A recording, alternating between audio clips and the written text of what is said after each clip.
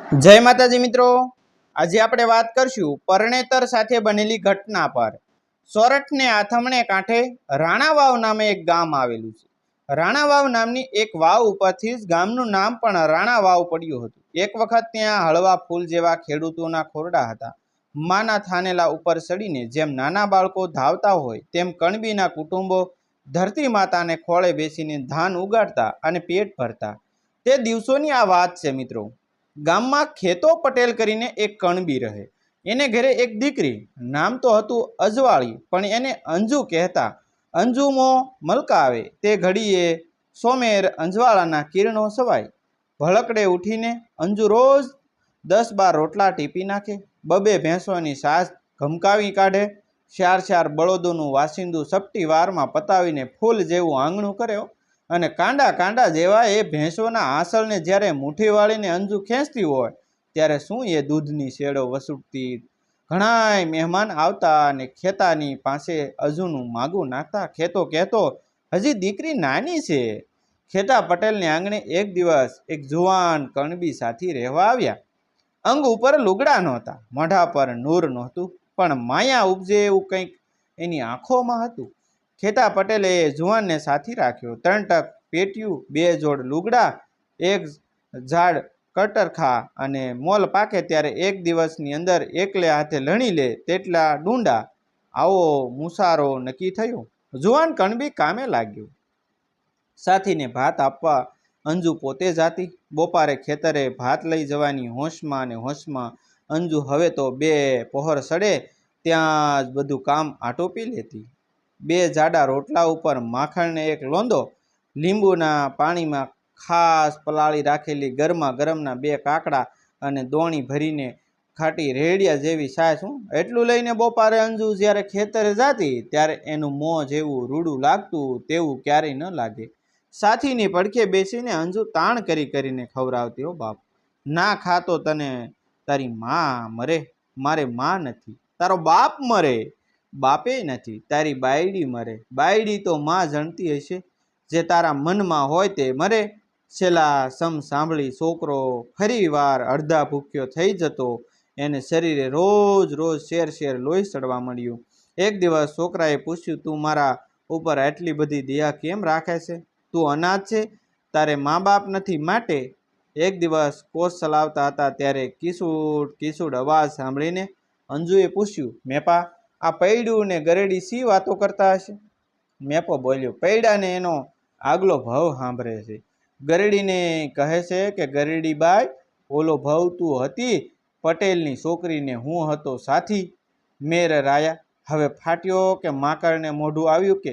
કહેવા દેજે મારા હતાને। એવી ગમતો માંડતી એમ કરતા ઉનાળો વીતી ગયો। મેપાએ ખેતર ખેડીને ગાદલા જેવું સુવાળું કરી નાખ્યું।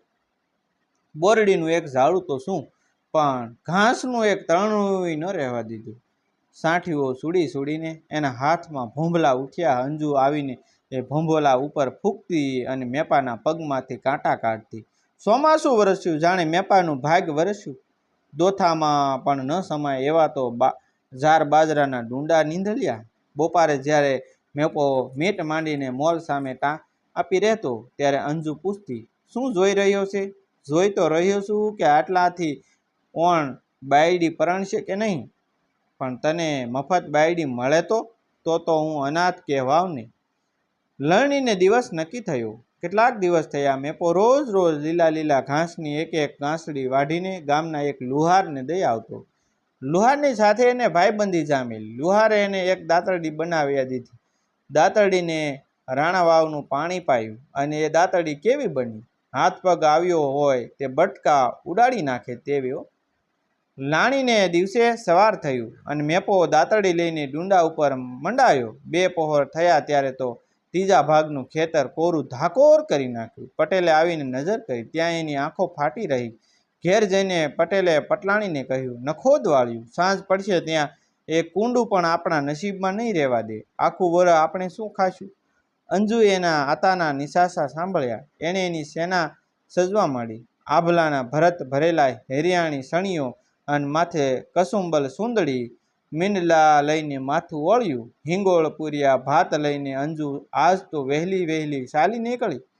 ભાતમાં ઘી જબોળેલી લાપસી હતી. મેપો ખાવા બેઠો પણ આજ એનું હૈયું હેઠું નથી બેસતું. અંજુએ ખૂબ વાતો કાઢી પણ મેપા વાતોએ ન ચડ. ગલેફામાં 2-4 કોળિયા આડાઅવળા ભરીને મેપાએ હાથ વીસ્યા. સુંદડીને છેડે એક એલસી બાંધી સતી હતી તે છોડીને અંજુએ મેપાને મુખવાસ કરાવ્યો. પણ મેપાને આજ એલસીની કિંમત નહોતી. એ ઉઠ્યો, બેસને હવે 2 ટુંડા ઓછા વાઢીશ તો કાંઈ બાયડી વિનાનો નહીં રહી જા. પણ મેપો ન માન્યું. એણે મોઢુંએ ન મલકાવ્યું. આજ અંજુએ તને તારા ડુંડા વહાલા લાગ્યા કે? મેપાનું હૈયું ન પીગળ્યું. એલા પણ તને મફત બાયડી પરણાવી દઈશ, ઘડીક તો બસ આમ સામું તો જો. મેપો ઊંધું ઘાલીને મોલ ભણી ચાલવા જાય છે. ઊભો રે, તું નહીં માને એમ ને? એટલું કહીને અંજુ દોડી. મેપાના કેડિયામાં ભરાવેલી દાતડી બરાબર ગળે લટકતી હતી. હેતના ઉમળકામાં ને ઉમળકામાં એણે એ દાતડીને હાથે ઝાલીને ખેંચ્યો. મોંમાંથી બેલી નહીં, ઊભા રહ્યો એમ. મેપો ઊભો રહ્યો, સદાને માટે ઊભો રહ્યો. દાતડી જરાક ખેંચતા જ મેપાની ગરદનમાં એ રાણાવાવનું પાણી પીધેલી દાતડી ઊંડી ઉતરી ગઈ. મેપો જરાક મલકાયો હતો તે હાસ્ય મોઢા ઉપર રહી ગયું.